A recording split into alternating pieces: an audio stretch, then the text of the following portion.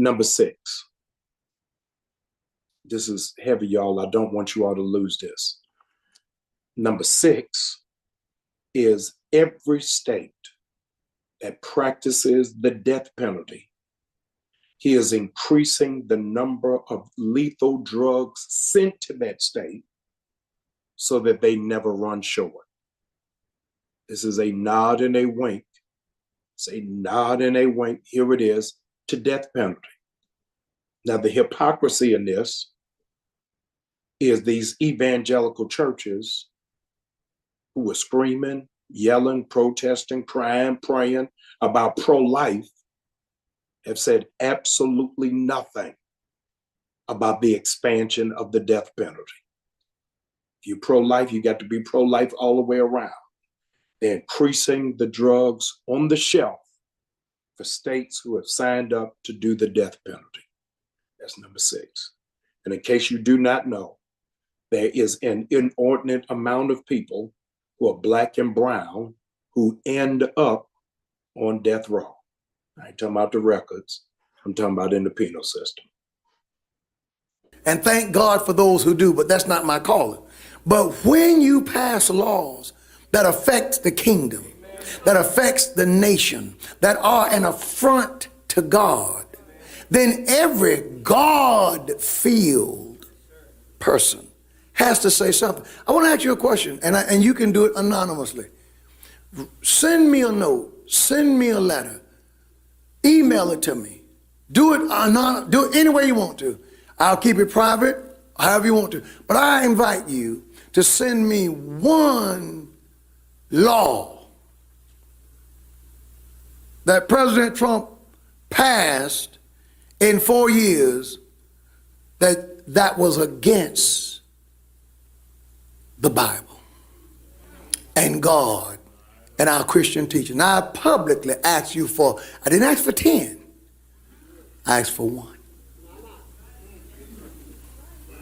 Well, I couldn't stand the way he talked. He didn't pass that into law. I didn't like his attitude. He didn't pass that into law. I want to know law. Number 7. He cleared 1,500. He cleared 1,500 people who attempted treason and to overthrow the government on January 6th. 1,500 people who were convicted of trying to overthrow the government. Did y'all forget about those who were wounded? Did you forget about those that died? Did you forget how they stormed our sacred capital? All of them have been cleared. I want to give you, just as an asterisk and as an aside, that the leader of the Proud Boys on September, I want to say 16th, 2023, the leader of the Proud Boys was sentenced to 22 years in jail. Sentenced to 22 years in jail for insidious acts against the government. Last night he got cleared and is getting ready to come out of jail. All 1,500 people had their records expunged. But he ain't do nothing for Marilyn Mosby. It's a whole nother day, whole nother conversation. What number am I on, y'all? Number 8. He revoked the security clearance. He revoked the security clearance for all 51 people who signed that Hunter Biden's laptop. Is January 6th was, that people were killed January 6th when the riot at the Capitol and Trump was at fault. What you have not heard is, and the media wouldn't report it, is that Trump said before they went down there, we going down to protest peacefully and patriotically. The news media didn't give you that. They cut that out. So he was encouraging them not to riot. Second thing you don't know is that Trump called the mayor of of Washington, D.C., because the federal government cannot bring in the National Guard unless they get permission from the mayor. He offered a day or two before January the 6th, or just somewhere around the 3rd or the 4th of January, he offered 10,000 troops. All this is on record. He offered 10,000 troops to come because he had heard that something was brewing and getting ready to happen, and he wanted to help control. She would not receive it. This was an African-American Democratic mayor, Mayor Bowser in Washington, D.C., would not accept the troops.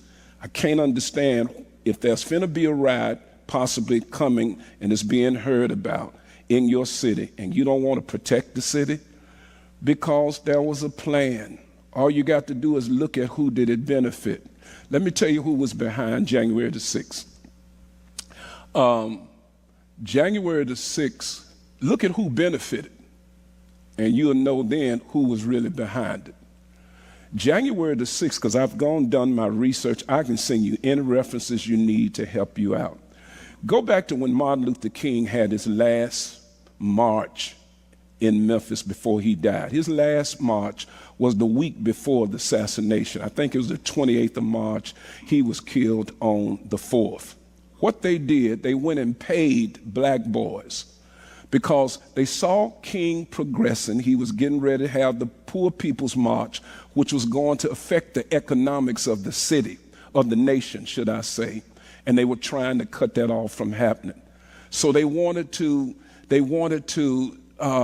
make him look bad and make the nonviolent movement look bad. And so what they did, they paid young African-American gang guys, the FBI, to go in and make a ruckus in the march and then break out windows and everything. And so it looked like on the news, and they began to report it, that nonviolence didn't work. And they were trying to destroy King's reputation. The FBI did that to control what happened. Go look online, do your study. The FBI has been found out that they were behind January the 6th.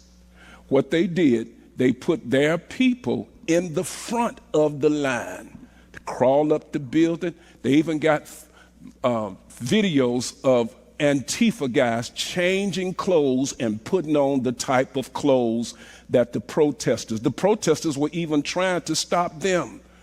But they were on the front lines, and so when they are filming everything, it looks like it's the protesters, when it was actually people the FBI had paid to get in front so it could get out that Trump was behind it.